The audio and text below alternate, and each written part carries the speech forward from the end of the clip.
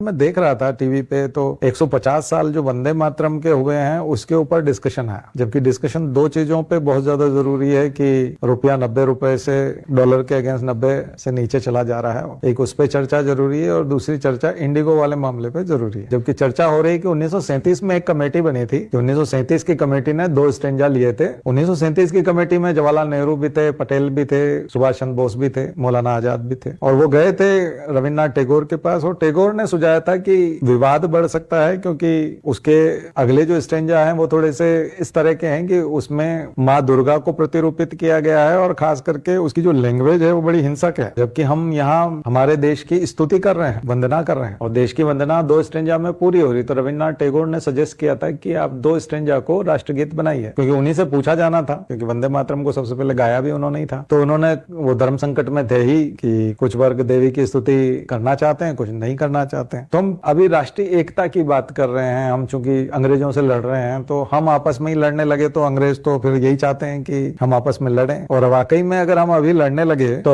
निश्चित रूप से अंग्रेज सफल हो जाएंगे अपनी उस नीति में, क्योंकि बंगाल विभाजन एक बहुत बड़ा उदाहरण था। तो राष्ट्रीय आंदोलन की जो गति है वो बाधित होगी। तो हमको उन 2 पदों को चुनना चाहिए जिसमें राष्ट्र की वंदना की गई है और उसमें किसी देवी देवता का नाम नहीं आता, वो किसी धर्म को रिप्रेजेंट नहीं करता, वो राष्ट्र की भूमि को रिप्रेजेंट करता है, और हम उसकी वंदना कर रहे हैं, मां मान करके कर रहे हैं। मातरम लिखा है तो संस्कृत के हिसाब से उन 2 स्टेंजा को उन्होंने सिलेक्ट किया। वही कमेटी ने रिकमेंडेशन की, लेकिन अभी की सरकार उस 1937 के उस चुनाव पे चर्चा चाहती है। इतिहास में से यदि आप गंदगी उठाने जाएंगे तो बहुत जगह पर, अगर आप झगड़ा ही उठाना चाहते हैं, अगर आप अलगाव उठाना चाहते हैं, अगर आप नफरत उठाना चाहते हैं तो ढेरों जगह। आपने कभी कौवे को देखा होगा, वो तमाम खाने पीने की अच्छी चीजों को छोड़ करके गंदगी पे बैठता है। और हंस के बारे में कहा जाता है कि उसके साथ में जब दूध और पानी को मिला के दिया था तो पानी बच जाता है, वो हंस पी जाता है दूध। अगर आप पुरानी कड़वी यादों को उखाड़ना चाहते हैं तो फिर आप कौवे हैं, हंस नहीं है। इतिहास में आप जितनी गड़बड़ ढूंढने जाएंगे उससे देश का विनाश होना है, विकास नहीं होना। इतिहास पुरुषों से मात्र हमें सबक लेना चाहिए। अगर उन्होंने कोई गलतियां की तो वैसी गलतियां हम ना करें, अगर उन्होंने अच्छे काम किए तो उनको फॉलो करें, उनका अनुसरण करें। किसी की लाइन छोटी करने से आप बड़े नहीं होंगे, बल्कि अपनी लाइन लंबी कीजिए, अभी के हालात पे नजर डालिए, भविष्य की तैयारी कीजिए।